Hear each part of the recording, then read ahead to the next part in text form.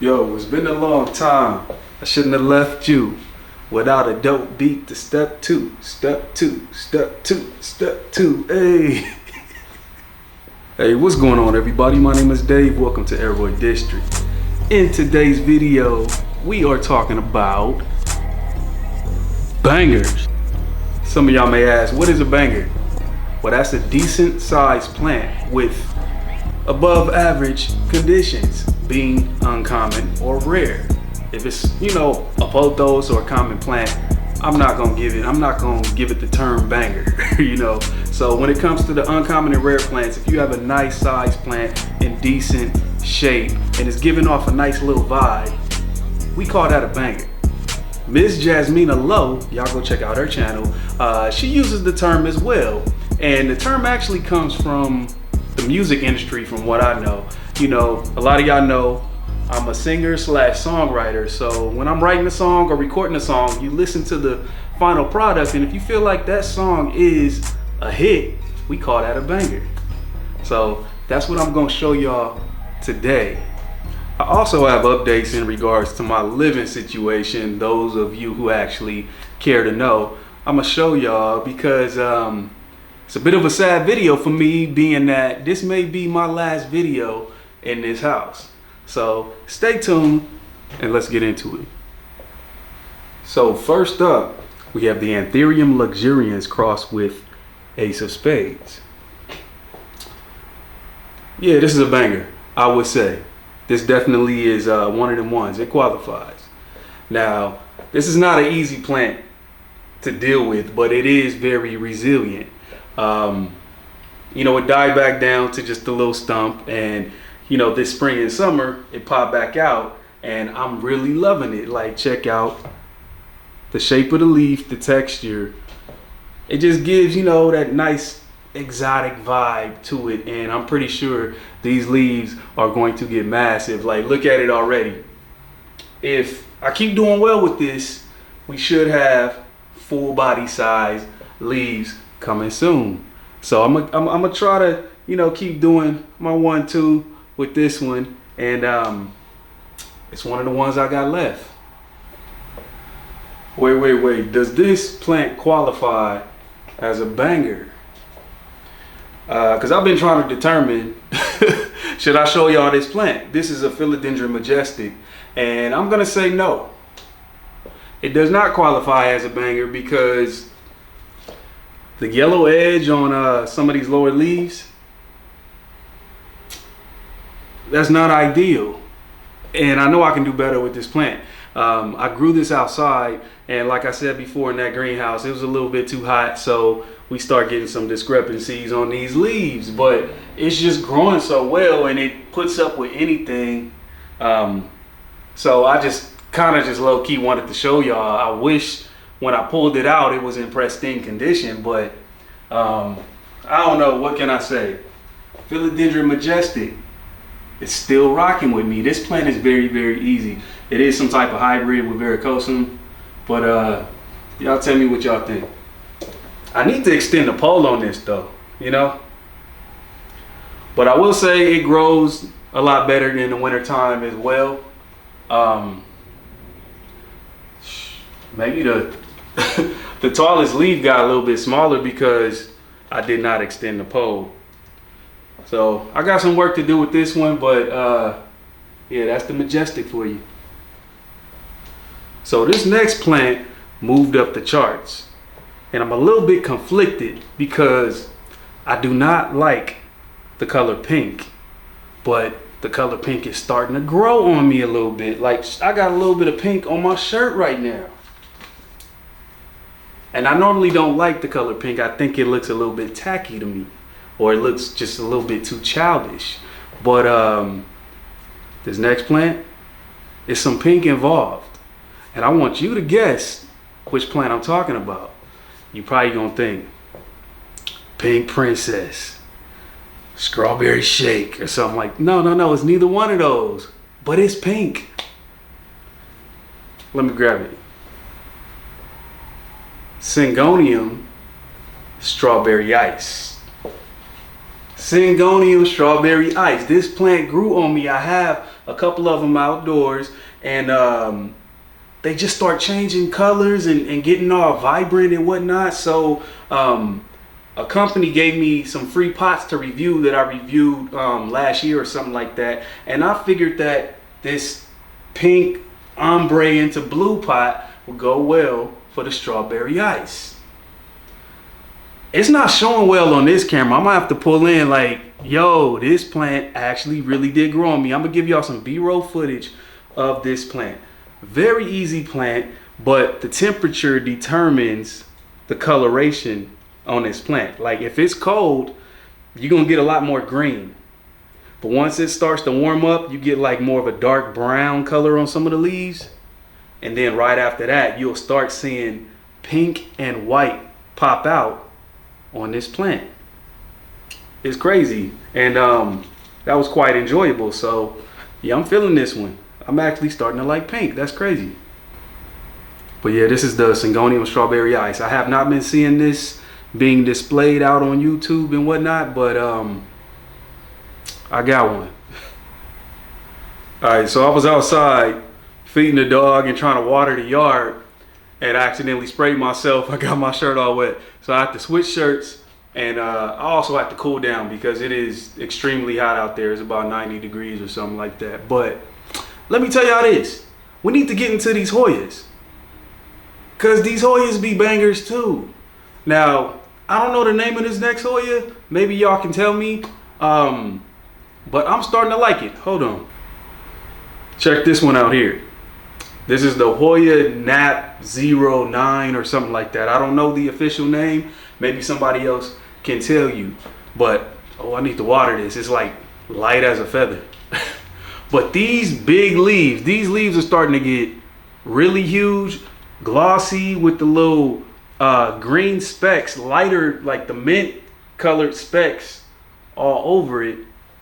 And this thing puts up with anything. I tell you. I'm like, if it goes dry, if it's in the dark, if it's in like bright sun, this thing just starts growing. But my whole strategy with Hoyas is I put them in like more of a medium light so that these leaves can get huge. But look at that. And once again, you know, one of the things I like about Hoyas is they give you like that outdoorsy, wild feeling depending on what type you buy. Like one of these, like, you know, natural looking Hoyas, they just give me the vibes that I need. Like, I'm like, I walk in and I'm like, wow. Because, you know, they're one of the plants where, you know, the leaves come out super tiny and they just expand. And then sometimes I haven't seen the plant in a week and then I just walk past like, them leaves are huge. Like it's a very shocking experience. So I enjoy growing these because they give me that little outdoorsy wild vibe in the room. The next one I really like is this Hoya Chow Bang. It's some type of Velosa or whatnot, but check this out. Them leaves. A lot of people ask me questions about this plant when they come over and they, you know, they walk over to this area.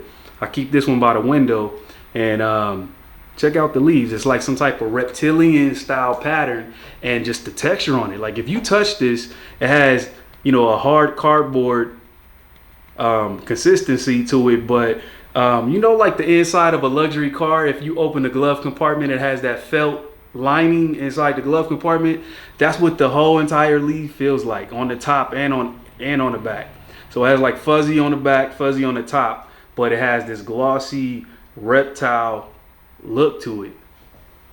And the leaves is huge. I don't, you know, you can be able to, you can tell more in person than on this video. But it's actually a really long vine, but I kind of looped it around and tied it to the stick that I have in the pot. That's why you see it tied down and you see that loop.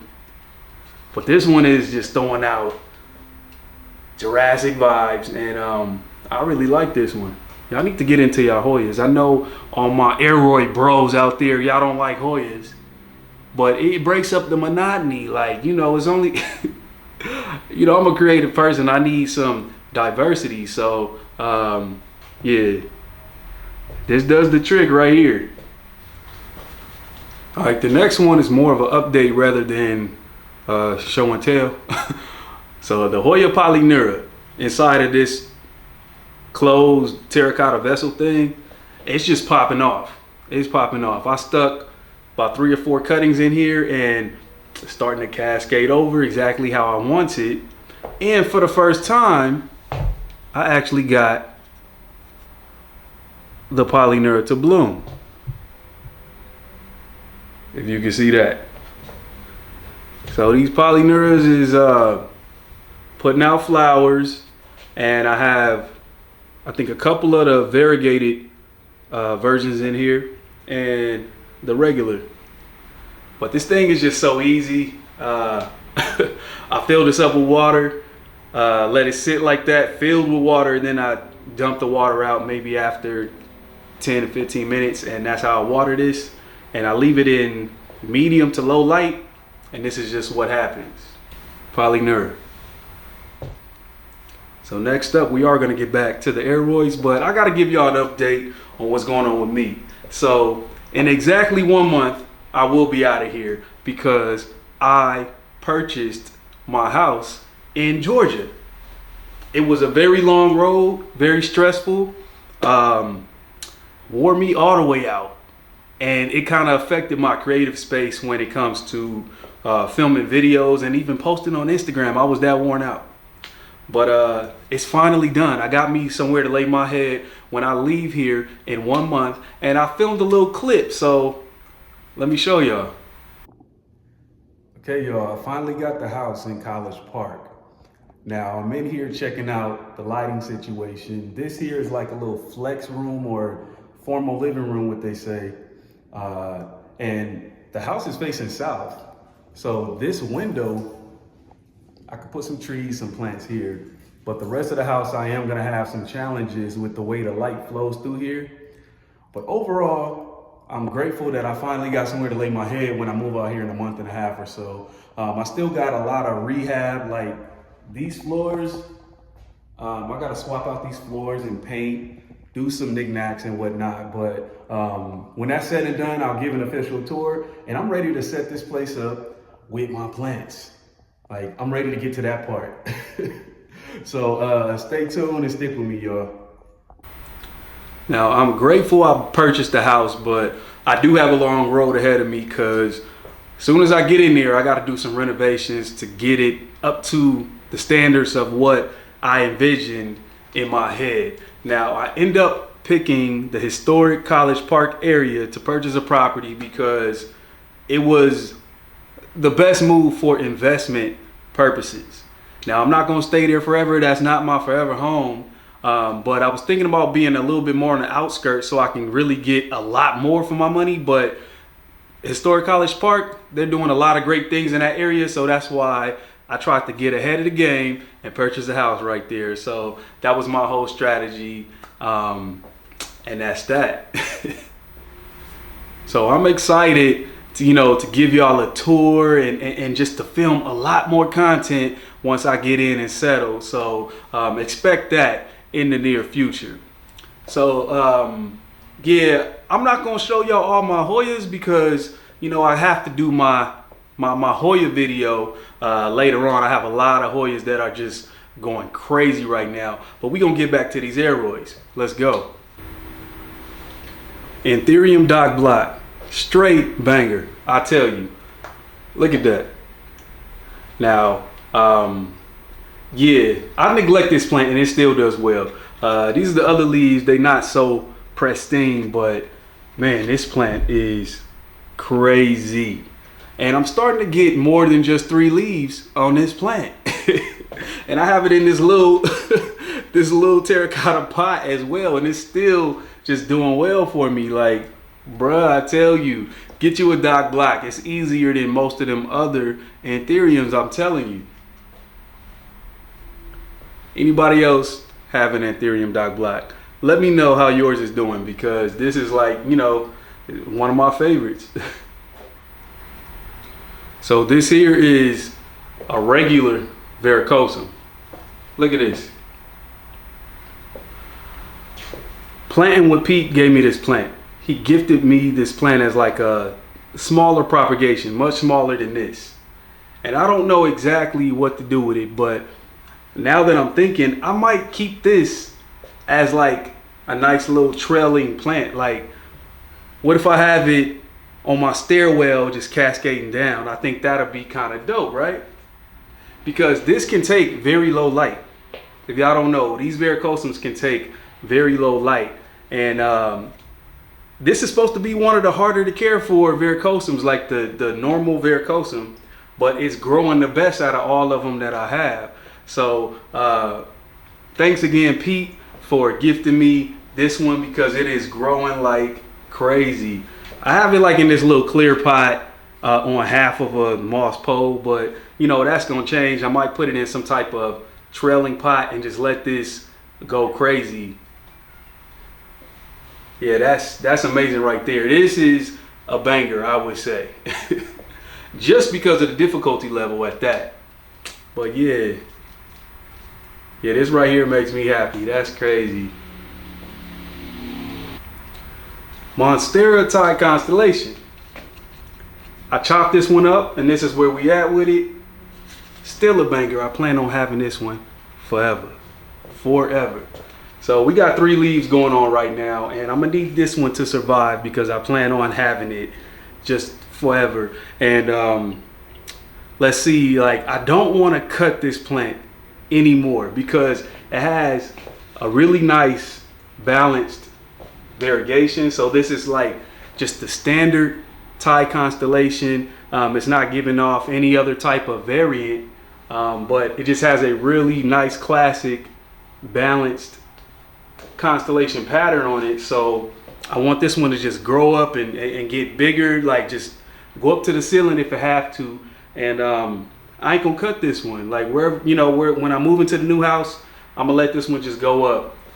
So this definitely qualifies as a banger. So imagine if you can grow the giant bird of paradise in low light. A lot of people, they like to put a bird of paradise in their house for decor, but them things, they need like some direct sun in order to grow to their full potential. Well, this next plant is very underrated, and it is a banger in my eyes, and it gives you the bird of paradise vibes, but you can keep it in low light. Crazy, right? Let me show you. Philodendron ruizii. This is the regular species Philodendron ruizii. Definitely looks like a bird of paradise, but it climbs up a pole and gives you these really large size leaves. It looks just like a bird of paradise. I think it looks even a little bit better just because of the high gloss that's on these leaves and it, you know, really large size. So I'm thinking by the time that this plant climbs up this pole, as you can see, by the way, you do get like some red color in the stem, but by the time it reaches the top of this pole, these leaves will be huge. And then once the leaf kind of hardens off, it starts to cascade over, and that's what's happening with this newest leaf right here. But y'all don't sleep on the Philodendron ruizii. It's an amazing plant, very, very easy, and it could take a little bit of a drought, you know. So sometimes I forget to water this one for like 3 weeks, and then I just, you know, soak it with the water hose outdoors, and it just keeps on kicking. But don't sleep on a ruizii because it's definitely a banger. All right, so the last plant I'm gonna show y'all turns out to be my favorite plant for this year. This plant really grew on me, and it's just a complete banger. And we have to protect this plant at all costs because it needs to make it across the country so it can continue to go up. Because yeah, it's my favorite plant. We'll see if it stays at my #1 spot. Let me go grab it. I introduce to y'all and present to others none other than the Philodendron Equigenera vibes. Look at that motherfucker. Look. Now, if this ain't no complete banger, I don't know what is. Like, I am really feeling this plant. Now, this one has everything that you need in a philodendron. We got color, Look at that emergent color. Look at the red on the back. Fuzzy petioles, large size, velvety texture. Now this plant is crazy. I'm telling y'all, this one, man. I've been through a little bit of a struggle with this plant, but it's as soon as it connected to the moss pole that I put it on, it started to go buck wild. And I really like this plant. This one is my favorite. So I tell you this one doesn't have any specific temperature requirements in order to grow good. I think it likes the warm temperature, but overall, I do not let this one dry out. I'm not sure what will happen if I do, but you know, I keep this one in the plant room, so it is in above 60% humidity, and it grows well just like that. I don't want to change nothing. But when I put this one in my car and drive across country, I don't know what I'm gonna do. Maybe I'm gonna put it inside like a Rubbermaid box with a little bit of shallow water in there, and I don't know. I'll figure something out just to protect this one, because if everything else dies in transit, I'm not trying to buy another one of these. Like, I want this one to really make it, you know? But when it comes to most of the other plants, if they don't do well, I'm not gonna be mad, because I just might be a little bit excited to restart, you know, a lot of my collection. It's something that's exciting about starting over. So we will see, but this one, y'all let me know what y'all think about that. So there are quite a few others that I can show y'all, but I ain't got enough time. It's like I didn't go to work today because I got like some handyman work to do. So I wanted to get this video in and then handle business directly after. So I'm gonna tend to that. But my plant friends in the ATL area, I'll be there soon. So connect with me on IG, because you know I need my plant community out there. Somebody who I could exchange plants with, give away plants that I don't really want anymore, all of that kind of stuff. So holla at me. And I'm gonna see y'all on the next one. Definitely see y'all on the next one. Stay tuned. My name is Dave. Thanks for watching Aroy District.